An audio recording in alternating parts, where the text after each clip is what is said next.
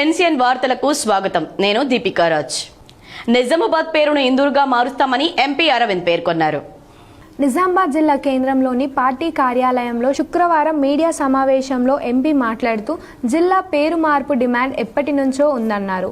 Municipal corporation ఎన్నికల్లో ఈసారి గెలుపు బీజేపీదే, మున్సిపల్ కార్పొరేషన్ ఎన్నికల్లో ఈసారి గెలుపు బీజేపీదేనని ఎంపీ అరవింద్ తెలియజేశారు. గత ఎన్నికల్లో మున్సిపల్ పీఠం కొంతలో చేయి జారిందన్నారు. ఎన్నో పథకాలు కేంద్రం నుంచి వస్తున్నాయని రాష్ట్ర ప్రభుత్వం ఎటువంటి అభివృద్ధి చేయడం లేదన్నారు. అనవసరంగా పనిచేయని ప్రభుత్వాలకు ఓటు వేయొద్దన్నారు. గత 10 ఏళ్లలో నగరంలో ఇటువంటి అభివృద్ధి జరగలేదని గుర్తు చేశారు. గ్రామ అభివృద్ధి కోసమే రామ్జీ ఉపాధి హామీ పథకం మార్పు జరిగినట్లు ఎంపీ తెలియజేశారు. గ్రామ అభివృద్ధి కోసమే చట్టాన్ని రూపొందించారని దీనిని వ్యతిరేకించడం సిగ్గుచేటన్నారు. కాంగ్రెస్కు ఇబ్బంది బీజేపీతోనా, రాముడితోనా లేదా కేంద్ర ప్రభుత్వంతోనా అనేది స్పష్టం చేయాలని డిమాండ్ చేశారు. గతంలో 100 రోజులు పని రోజులు ఉంటే దాన్ని 125 రోజులకు పెంచామన్నారు. ప్రధానంగా ఆదివాసీలకు, ఎస్టీలకు మరిన్ని రోజులు పెంచే అవకాశం ఉందన్నారు. నూతన చట్టంతో ప్రతి వారం నేరుగా వారి ఖాతాలో డబ్బులు చెల్లించడం జరుగుతుందన్నారు. సమావేశంలో అర్బన్ ఎమ్మెల్యే ధన్పాల్ సూర్యనారాయణ గుప్తా, జిల్లా అధ్యక్షుడు దినేష్ కులాచారి, జిల్లా ప్రధాన కార్యదర్శి నాగొల్ల లక్ష్మీనారాయణ, మాజీ కార్పొరేటర్ పాల్గొన్నారు. నూతనంగా పార్లమెంట్లో పాస్ అయిన బిల్లు, దానిని ప్రతి గ్రామానికి మీ ద్వారా ప్రతి భారతీయ పౌరురాలకి అందేటట్టు దీని ఇన్ఫర్మేషన్. కాంగ్రెస్ పార్టీ వాళ్ళకి ఇబ్బంది రాముని పేరుతోట, లేకపోతే భారతీయ జనతా పార్టీ మంచి మంచి స్కీమ్స్ ఇవ్వడము, పాత స్కీమ్స్ని స్ట్రీమ్లైన్ చేయడము, తద్వారా బీజేపీ పాపులర్ అవ్వడము, దీంతో అన్నది ప్రశ్నార్థకంగా మారింది. పార్లమెంట్లో వాళ్ళు డిబేట్ ఎంతసేపు పేరుకు అభ్యంతరం చెప్తారు, కానీ దీంట్లో ఉన్న ఏమన్నా మీకు అభ్యంతరాలు ఏమున్నాయంటే ఒక్కటి క్లారిటీతో మాట్లాడుతుంది. నిజామాబాద్ బీజేపీ కార్యాలయంలో ఎంపీ అరవింద్ సమక్షంలో పలువురు బీజేపీలో చేరారు. నిజామాబాద్ నగరంలోని 43వ డివిజన్కు చెందిన పలువురు నాయకులు బీజేపీ జిల్లా కార్యాలయంలో శుక్రవారం ఎంపీ అరవింద్ సమక్షంలో ఆ పార్టీలో చేరారు. వారికి ఎంపీ అరవింద్ కండువా కప్పి పార్టీలోకి ఆహ్వానించారు. ఈ కార్యక్రమంలో ఎమ్మెల్యే ధన్పాల్ సూర్యనారాయణ, బీజేపీ జిల్లా అధ్యక్షుడు దినేష్ కులాచారి, రాష్ట్ర కార్యదర్శి శ్రవంత్ రెడ్డి పాల్గొన్నారు. ఉద్యానవన శాఖ ఆధ్వర్యంలో జరిగే ఉద్యాన్ ఉత్సవ్ కార్యక్రమంలో పాల్గొనేందుకు వీలుగా ఏర్పాటు చేసిన స్టడీ టూర్ ను సద్వినియోగం చేసుకోవాలని కలెక్టర్ ఇలా త్రిపాఠి విద్యార్థినులకు హితవు పలికారు. సికింద్రాబాద్ బొల్లారంలోని రాష్ట్రపతి భవన్లో నిర్వహిస్తున్న ఉద్యాన్ ఉత్సవ్లో ప్రదర్శనలను తిలకించేందుకు వీలుగా ప్రభుత్వం తరపున మోపాల్ మండల కేంద్రంలోని కస్తూర్బా గాంధీ బాలికల పాఠశాలకు చెందిన 52 మంది విద్యార్థినులను జిల్లా యంత్రాంగం తరపున ఎంపిక చేశారు. వీరిని శుక్రవారం ప్రత్యేక బస్సులో రాష్ట్రపతి భవన్ కు పంపించారు. సమీకృత జిల్లా కార్యాలయాల సముదాయం ఆవరణలో తెలంగాణ తల్లి విగ్రహం వద్ద విద్యార్థినులు వెళ్తున్న బస్సుకు కలెక్టర్ ఇలా త్రిపాఠి పచ్చ జెండా ఊపారు. ఈ సందర్భంగా బాలికలను ఉద్దేశించి కలెక్టర్ మాట్లాడుతూ ఉద్యాన ఉత్సవ్లో ఎన్నో రకాల పుష్పాలు, మొక్కలను ప్రదర్శనలో ఉంచుతారని, వాటి గురించి అవగాహన ఏర్పరచుకోవాలని సూచించారు. కాగా స్టడీ టూర్ కు వెళ్తున్న బాలికలకు అన్ని వసతులు అందుబాటులో ఉండేలా చర్యలు తీసుకోవాలని కలెక్టర్ సంబంధిత అధికారులను ఆదేశించారు. ఈ కార్యక్రమంలో జిల్లా విద్యాశాఖ అధికారి పి అశోక్, ఉద్యానవన శాఖ ఏపీడీ భారతి తదితరులు పాల్గొన్నారు. మహాత్మా గాంధీ జాతీయ గ్రామీణ ఉపాధి హామీ పథకాన్ని తిరిగి పునరుద్ధరించాలని జిల్లా కాంగ్రెస్ కమిటీ అధ్యక్షులు నాగేష్ రెడ్డి డిమాండ్ చేశారు. ఈ రోజు జిల్లా కాంగ్రెస్ పార్టీ కార్యాలయం నందు జిల్లా కాంగ్రెస్ పార్టీ అధ్యక్షులు కట్పల్లి నగేష్ రెడ్డి మీడియా సమావేశం నిర్వహించారు. ఈ సందర్భంగా జిల్లా కాంగ్రెస్ అధ్యక్షులు నగేష్ రెడ్డి మాట్లాడుతూ 2004లో సోనియా గాంధీ నాయకత్వంలో కాంగ్రెస్ ప్రభుత్వం అధికారంలోకి వచ్చిన తర్వాత ప్రధానమంత్రిగా మన్మోహన్ సింగ్, యూపీఏ చైర్పర్సన్ గా సోనియా గాంధీ అప్పటి ఉమ్మడి ఆంధ్రప్రదేశ్లోని తెలంగాణ ప్రాంతం, మెదక్ జిల్లాలో ఆంధ్ర ప్రాంతం అనంతపూర్లో పర్యటించినప్పుడు కొన్ని గ్రామాల్లో ఇండ్లకు తాళాలు ఉండడం చూసి ఎందుకు అని తెలుసుకున్నప్పుడు అక్కడ ఉండేవారు ఉపాధి కోసం వేరే ప్రాంతాలకు వలస వెళ్లడం జరిగిందని, దీన్ని గ్రహించిన కాంగ్రెస్ ప్రభుత్వం వలసలను నివారించడానికి, గ్రామాల్లో ఉపాధి కల్పించడానికి జాతీయ ఉపాధి హామీ పథకాన్ని తీసుకురావడం జరిగిందని, దానికి మహాత్మా గాంధీ జాతీయ గ్రామీణ ఉపాధి హామీ పథకం అని పేరు పెట్టడం జరిగిందని, ఆ పథకం ద్వారా గ్రామీణ ప్రాంతాల్లో 100 రోజుల ఉపాధి కల్పిస్తూనే ఏ పని చేయాలనేది 365 రోజుల్లో ఏ రోజు పని చేయాలనేది దానిని కూడా గ్రామ స్థాయిలో సర్పంచ్లు గ్రామ ప్రజలు కలిసి గ్రామ సభలు ఏర్పాటు చేసుకుని నిర్ణయించుకునే వెసులుబాటును అప్పటి కాంగ్రెస్ ప్రభుత్వం కల్పించిందన్నారు. కానీ ప్రస్తుతం బీజేపీ ప్రభుత్వం ఆ పథకాన్ని పేరు మారుస్తూనే దానిని నీరుగార్చే ప్రయత్నం చేస్తున్నారని, ఉపాధి హామీ పనిలో 100 రోజుల పని దినం ఉన్నదాన్ని 125 రోజులు చేస్తున్నామని బీజేపీ నాయకులు గొప్పలు చెప్పుకుంటున్నారని, కానీ వాస్తవానికి బీజేపీ ప్రభుత్వం చేసిన 125 రోజుల పనిలో 75 రోజులు మాత్రమే కేంద్ర ప్రభుత్వం బడ్జెట్ కేటాయిస్తుందని, మిగతా 50 రోజుల పని భారాన్ని రాష్ట్రాలపై మోపారని నాగేష్ రెడ్డి అన్నారు. మహాత్మా గాంధీ పేరును తీసివేసి జీరాంజీ అని పేరు పెట్టి పథకాన్ని నీరుగార్చే విధంగా బీజేపీ చేసిందని ఆయన మండిపడ్డారు. కేంద్ర ప్రభుత్వం తీసుకువచ్చిన ఈ పథకాన్ని రాష్ట్ర ప్రభుత్వం రేవంత్ రెడ్డి నాయకత్వంలో అసెంబ్లీలో పూర్తి స్థాయిలో వ్యతిరేకించడం జరిగిందన్నారు. ఈ కార్యక్రమంలో నగర కాంగ్రెస్ అధ్యక్షుడు Bobbili Ramakrishna, market committee chairman ముప్ప గంగారెడ్డి, వర్ణి ఎంసీ చైర్మన్, మండల కాంగ్రెస్ అధ్యక్షులు సురేష్ బాబా, జిల్లా కాంగ్రెస్ ఎస్టీసీల అధ్యక్షులు యాదగిరి, జిల్లా ఓబీసీ అధ్యక్షులు రాజా నరేందర్ గౌడ్, జిల్లా సేవాదళ అధ్యక్షులు సంతోష్, నగర మైనార్టీ అధ్యక్షులు ఎజాజ్, మార్కెట్ కమిటీ డైరెక్టర్ ఈసా, మోపాల్ మండల అధ్యక్షులు సాయిరెడ్డి, సర్పంచ్ కిసాన్ నరేందర్ గౌడ్, గణేష్, సర్పంచ్ జనార్దన్, అష్రఫ్ మరియు తదితరులు పాల్గొన్నారు. మరి ఎందుకు ఈ ఇళ్లకు ఈ విధంగా తాళాలు ఇస్తున్నారంటే, గ్రామ స్థాయిలలో ఉపాధి దొరకక వలసలు పోయి వేరే దేశాలలో కానీ వేరే ప్రాంతాలకు కానీ జీవనోపాధి చేసుకోవడం వెళ్తున్నారని చెప్పడం జరిగింది. దానిని గ్రహించి అప్పుడు కేంద్రంలో ఉన్న మన కాంగ్రెస్ ప్రభుత్వం ఉన్నప్పుడు మన్మోహన్ సింగ్ గారి అధ్యక్షతన యొక్క మీటింగ్ ఏర్పాటు చేసుకొని ఈ వలసను నివారించడానికి గ్రామ స్థాయిలో గ్రామీణ ఉపాధి పథకం. Balkonda Shri Venkateshwara mother Teresa high స్కూల్లో విద్యార్థులు సంక్రాంతి సంబరాలను ఘనంగా నిర్వహించారు. యాంత్రిక జీవన స్థితిగతుల్లో పల్లె అందాలు, పల్లెల్లో ఆదరణ కోల్పోతున్న పండుగలను వచ్చే తరానికి గుర్తుండేలా బాల్కొండ మండల కేంద్రంలోని Shri Venkateshwara mother Teresa high school విద్యార్థులు సంక్రాంతి సంబరాలను అత్యంత వైభవంగా జరుపుకున్నారు.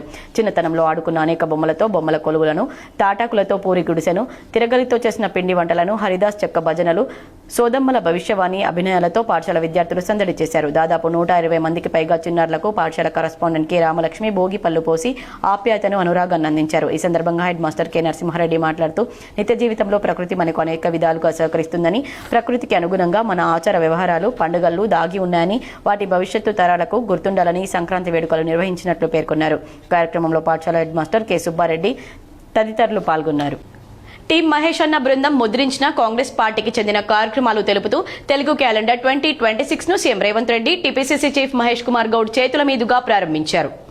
TPCC chief MLC Mahesh Goud ఆధ్వర్యంలో కాంగ్రెస్ పార్టీలో గత ఏడాది జనవరి నుండి డిసెంబర్ 2025 వరకు కాంగ్రెస్ పార్టీ తరపున, ప్రభుత్వం తరపున చేపట్టిన పనుల వివరాలను తెలుపుతూ నూతన ఆలోచనలతో టీం మహేష్ అన్న బృందం పనిచేస్తుంది. కాంగ్రెస్ పార్టీ కార్యక్రమాలతో పాటు తెలుగు క్యాలెండర్ 2026ను టీం మహేష్ అన్న బృందం ముద్రించిన నూతన క్యాలెండర్ అందరినీ ఆకర్షిస్తుంది. ఒక పక్క సీఎం రేవంత్ రెడ్డి, మరోపక్క TPCC chief MLC Mahesh Kumar Goud చిత్రపటాలతో పాటు మధ్యలో కాంగ్రెస్ పార్టీ హైకమాండ్ కు చెందిన అగ్రనేతలు ఏఐసీసీ అధ్యక్షులు మల్లికార్జున్ ఖర్గే, సోనియా గాంధీ, రాహుల్ గాంధీ, ఎంపీ కేసీ వేణుగోపాల్, తెలంగాణ రాష్ట్ర కాంగ్రెస్ వ్యవహారాల ఇన్ఛార్జ్ మాజీ ఎంపీ మీనాక్షి నటరాజన్, రాష్ట్ర ఉప ముఖ్యమంత్రి మల్లు బట్టి విక్రమార్కల చిత్రపటాలతో పాటు 6 గ్యారంటీల పథకాలకు చెందిన మహాలక్ష్మి, రైతు భరోసా, గృహలక్ష్మి, ఇందిరమ్మ ఇల్లు, యువ వికాసం, చేయూత పథకాలు తెలిపే విధంగా మధ్యలో ఇందిరాగాంధీ చిత్రపటాలను ముద్రించారు. క్యాలెండర్కు ఎడమవైపు జనవరి మాసంలో గత ఏడాదిలో చేపట్టిన కార్యక్రమాలు తెలిపే ఫోటోలు, కుడివైపు వారాల పేర్లు, మధ్యలో పండుగలు, జనవరి నెల తెలుగు క్యాలెండర్ వారాలు, తిథులు, అమావాస్య, పౌర్ణమి తెలిపే విధంగా రంగురంగులతో ఆకర్షించే విధంగా క్యాలెండర్ను టీం మహేష్ అన్న బృందం ముద్రించింది. ఇటీవల CM Revanth Reddy, TPCC chief Mahesh Kumar గౌడ్ల చేతుల మీదుగా ఈ క్యాలెండర్ను ఆవిష్కరించారు. సీఎం రేవంత్ రెడ్డి క్యాలెండర్ను పరిశీలించి టీం మహేష్ అన్న బృందాన్ని అభినందించారు. వినూత్నంగా ఆలోచించి ప్రతి నెల గత ఏడాది చేసిన ముఖ్య కార్యక్రమాలను తెలిపే విధంగా క్యాలెండర్ను ముద్రించిన టీం మహేష్ అన్న బృందాన్ని సీఎం రేవంత్ రెడ్డి, టీపీసీసీ మహేష్ కుమార్ గౌడ్లు అభినందించారు. క్యాలెండర్ తెలంగాణ రాష్ట్రంలోని కాంగ్రెస్ పార్టీ ప్రతి కార్యకర్తకు చేరే విధంగా చూడాలని సూచించారు. నందిపేట మండల కేంద్రంలోని 11వ వార్డులో సీసీ రోడ్డు పనులకు శ్రీకారం చుట్టారు. నందిపేట్ గ్రామంలో అభివృద్ధి పనులు వేగంగా కొనసాగుతున్నాయి. ఉపాధి హామీ పథకం కింద 11వ వార్డు పరిధిలో సీసీ రోడ్డు నిర్మాణ పనులు గ్రామ సర్పంచ్ సిలిండర్ లింగం వార్డు సభ్యురాలు ఫర్హీన్ బేగం చేతుల మీదుగా శుక్రవారం అధికారికంగా ప్రారంభమయ్యాయి. ఈ సీసీ రోడ్ పనులు ఉర్దూ మీడియం పాఠశాల సమీపంలో ఏర్పాటు చేసిన కార్యక్రమంలో గ్రామ సర్పంచ్ శ్రీ ఎర్రం సిలిండర్ లింగం ప్రత్యేక పూజలు నిర్వహించి రోడ్డు పనులకు శ్రీకారం చుట్టారు. ఈ సందర్భంగా గ్రామ సర్పంచ్ ఎర్రం సిలిండర్ లింగం మాట్లాడుతూ గ్రామ అభివృద్ధి తమ ప్రధాన లక్ష్యమని స్పష్టం చేశారు. ప్రజలకు అవసరమైన మౌలిక సదుపాయాలను మెరుగుపరచడమే లక్ష్యంగా పనిచేస్తున్నామని తెలిపారు. తెలంగాణ రాష్ట్ర ప్రభుత్వం ప్రతిష్టాత్మకంగా చేపడుతున్న ఉచిత చేప పిల్లల పంపిణీ కార్యక్రమాన్ని వేల్పూర్ ఏఎంసీ వైస్ చైర్మన్ గడ్డం నర్సారెడ్డి ప్రారంభించారు.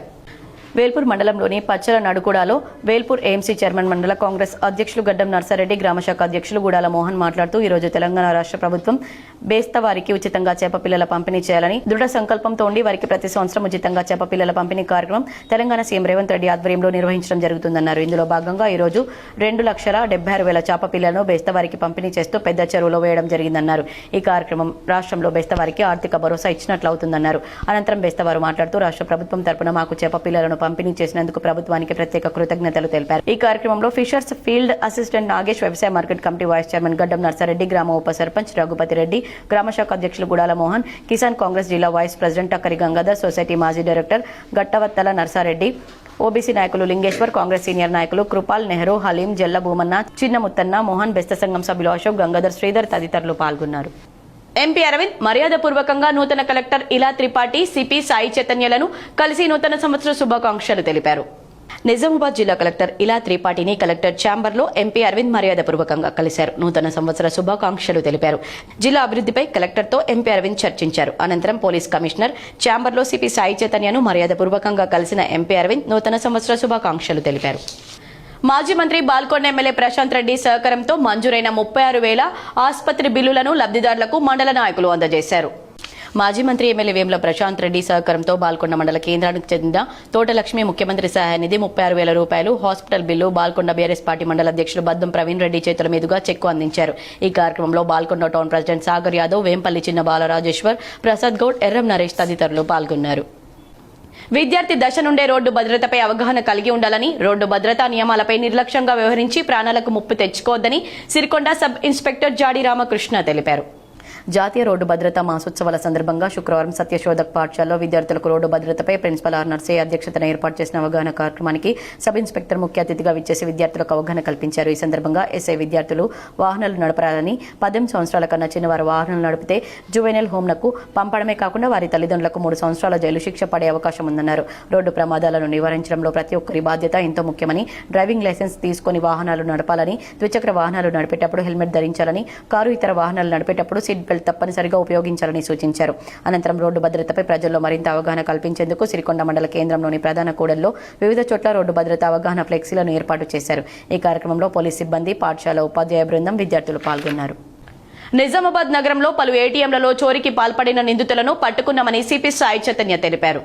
నిజామాబాద్ సిపి కార్యాలయంలో ఏర్పాటు చేసిన మీడియా సమావేశంలో సిపి సాయి చైతన్య మాట్లాడారు. నగరంలోని పంజాబ్ నేషనల్ బ్యాంక్ ఏటీఎం ధ్వంసం కేసులో 5 నిందితులను పట్టుకున్నామని తెలిపారు. ఈ నిందితులను పులంగ్ చౌరస్తాలో వాహనాలు తనిఖీ చేస్తుండగా బొలెరో వాహనంలో కర్రలు, రాళ్లు పెట్టుకుని వస్తూ ఉండగా తనిఖీలో పట్టుకున్నామన్నారు.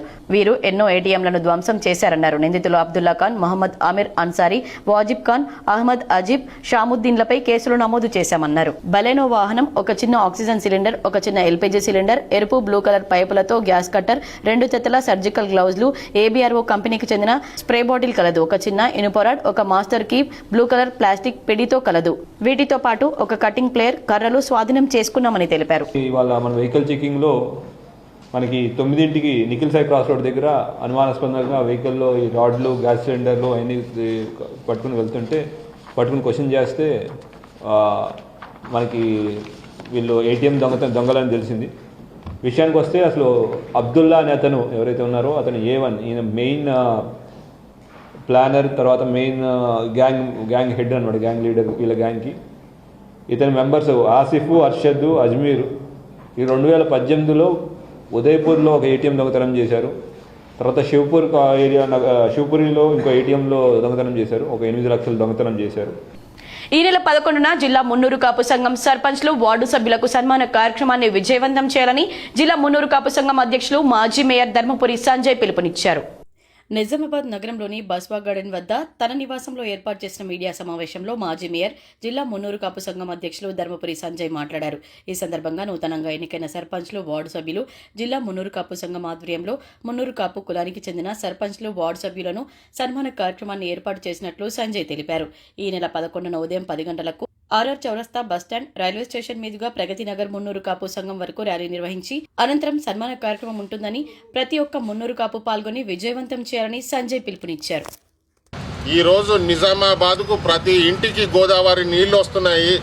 సమ్మర్లో ఎవరికి ఇబ్బంది లేకుండా ట్యాంకర్లు లేకుండా ప్రతి ఇంటికి వాళ్ళ గోదావరి నీళ్లు వస్తున్నాయంటే అది దాంట్లో శ్రీనివాస్ గారి కృషి ఎంత ఉందో మీ అందరికీ. సో అటువంటి సామాజిక వర్గానికి ఒక్క ఎమ్మెల్యే టికెట్ కానీ ఎంపీ టికెట్ కానీ రాకపోవడం చాలా దురదృష్టకరం. కొన్ని పార్టీలు ఇచ్చినప్పటికీ కొన్ని పార్టీలు ఇవ్వలేదు. ఇచ్చిన పార్టీలకు మేము ధన్యవాదాలు తెలియజేసుకుంటున్నాం. ఇంకా మునుముందు ఈ సామాజిక వర్గాన్ని ప్రోత్సహించాలని కోరుకుంటున్నాం. ఇవ్వని వాళ్ళని కూడా సంఘంకి ఈ కమ్యూనిటీకి ఉన్నటువంటి ఇంపార్టెన్స్ని గుర్తించి కనీసం రాబోయే రోజుల్లో సరైనటువంటి ప్రాతినిధ్యం వారికి ఇవ్వాలని చెప్పి జిల్లా మున్నూరు కాపు సంఘం ప్రెసిడెంట్గా నేను అప్పీల్ చేయడం జరుగుతూ ఉంది. మోటార్ వాహన రోడ్డు ప్రమాదాలు పెరిగిపోవడం బాధాకరమేనని నిజామాబాద్ జిల్లా ప్రధాన న్యాయమూర్తి జిల్లా న్యాయ సేవాధికారి సంస్థ చైర్పర్సన్ జీవీఎన్ భరతలక్ష్మి ఆవేదన వ్యక్తం చేశారు. సంస్థ ఆధ్వర్యంలో జిల్లా కోర్టు ప్రాంగణంలోని పీపీ గంగారెడ్డి మెమోరియల్ హాల్లో ఆటో డ్రైవర్లకు రహదారి భద్రత కార్యాచరణ అనే ప్రచార అంశంపై నిర్వహించిన కార్యక్రమంలో ఆమె ప్రధానోపన్యాసం చేశారు. వాహనాలు సురక్షితంగా నడపాలన్నారు. ఆటోలు నడిపేటప్పుడు ట్రాఫిక్ నిబంధనలు తప్పకుండా పాటించాలని సూచించారు. తాను, తన కుటుంబం, తన ప్రయాణికులు, ఇతర ప్రయాణికుల భద్రతను చూసి మసలుకోవాలన్నారు. వాహన బీమా చాలా ముఖ్యమనే విషయాన్ని మరువరాదని, ప్రమాదాల్లో బీమా ఆర్థిక వనరుగా ఆదుకుంటుందని ఆమె తెలిపారు. రోడ్డు ప్రమాదాల్లో శరీర అవయవాలు పోగొట్టుకుంటే దాన్ని తిరిగి తీసుకురాగలమా అని ఆమె ప్రశ్నించారు. మద్యపానం ఒక దయ్యమని, మనిషిని కాల్చుకు తినే పదార్థమని వివరించారు. డ్రంక్ అండ్ డ్రైవ్ తోనే రోడ్డు ప్రమాదాలు ఎక్కువగా జరుగుతున్నాయని ఆమె తెలిపారు. మోటారు వాహనాల్లో ప్రయాణం పుష్పక విమానంలో ప్రయాణంలాగా ఉండాలే కానీ మృత్యు శిఖరంలో ప్రయాణంలాగా ఉండరాదని ఆమె ఆకాంక్షించారు. ప్రమాదాలు కొని తెచ్చుకుని ప్రాణాలు పనంగా పెట్టుకోవద్దన్నారు. మన కుటుంబం, మన బంధువులు, మన స్నేహితులు శరీరాలను, అవయవాలు పోగొట్టుకుని ఉంటే ఆ బాధలమయ జీవితం వర్ణనాతీతమని ఆమె పేర్కొన్నారు. తాను ఒక సందర్భంలో ఆర్టీసీ బస్సు రోడ్డు ప్రమాదానికి బాధితురాలని తల పగిలి 10 కుట్లు పడ్డాయని తెలిపారు. అందరూ సురక్షితంగా ఉండడానికి రహదారి భద్రతా నిబంధనలు పాటించడమే మార్గమని జిల్లా జడ్జి భరతలక్ష్మి తెలిపారు. కార్యక్రమంలో అదనపు జిల్లా జడ్జిలు హరీష్, వరుణిధి, దుర్గాప్రసాద్, జూనియర్ సివిల్ జడ్జిలు హరికుమార్, కీర్తిరాజ్, బార్ ప్రధాన కార్యదర్శి Manik Raju, chief legal aid council Raj Kumar Subedar, న్యాయవాది Ashanarayana, new India insurance company అధికారి రాజ్ గంగాధర్ తదితరులు పాల్గొన్నారు. ట్రాఫిక్ రూల్స్ గురించి తెలియాలి, వాహనాన్ని ఎంత పరిమితి వరకు ప్యాసింజర్స్ ఎక్కించుకోవచ్చో తెలియాలి. చాలా మంది ఆటో డ్రైవర్స్ ఇక్కడ ఉన్నది మొత్తంగా కూడా ఆటో డ్రైవర్సే వచ్చారు. అమ్మో మేము ఆటో నడుపుతాము, రోజుకు 500, 600, 1000 రూపాయలు సంపాదిస్తాము, ఇంతవరకే మాకు తెలుసు, మిగతాది మాకేమీ తెలియదు. ఎన్సెన్ వార్తలు ఇంతటితో సమాప్తం. తిరిగి ప్రసారమయ్యే వార్తల్లో మళ్ళీ కలుద్దాం.